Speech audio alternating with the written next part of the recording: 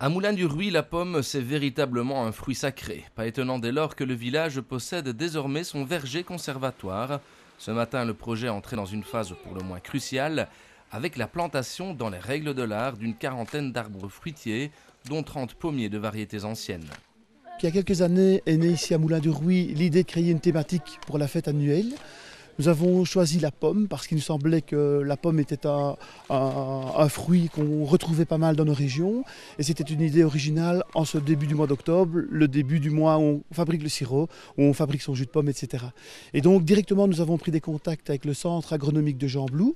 Et là, M. Lateur, notre point de contact à l'époque, nous avait déjà évoqué l'idée de la création d'un verger conservatoire, ce qui nous paraissait une très bonne continuité dans le cadre de la fête. La commune de Stoumont a eu un rôle de coordinateur.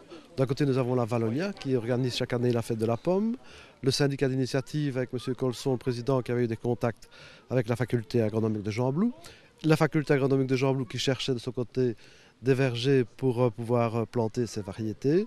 Donc la commune n'avait plus qu'à coordonner en fait les différentes associations. Ces variétés ont donc été sélectionnées par le centre de recherche agronomique de Gembloux. Si elles sont toutes différentes, elles ont pourtant un point commun, celui d'être tombées dans l'oubli au fil des ans. Le commerce les a aidés à disparaître. Les gens ont surtout été intéressés par des pommes commerciales, je vais dire de timbre ou bien avec des qualités gustatives que l'on a vantées. Et donc les pépiniéristes d'année en année ont réduit leur quantité de variétés, que ce soit de pommes, de poires ou d'autres fruitiers.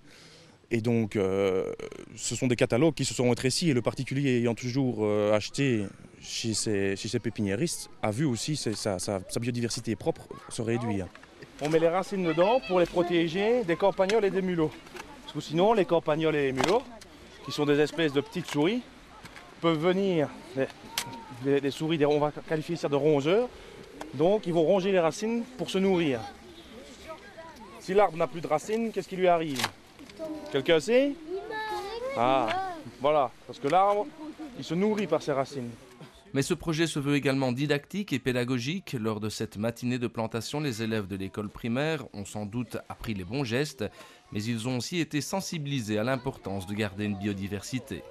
J'ai appris qu'il ne faut pas quand même couper les arbres, par exemple les petits, il faut juste couper ce qu'il faut. Et toi, tu as appris les choses? Quand même un petit peu. Vous savez me dire ce qu'on plante, ce que vous avez planté aujourd'hui comme arbre? Des poiriers, des pommiers. Des pommiers aussi. Oui. Vous aimez bien les pommes et les poires? Oui, on adore. Ouais, c'est ma mamie.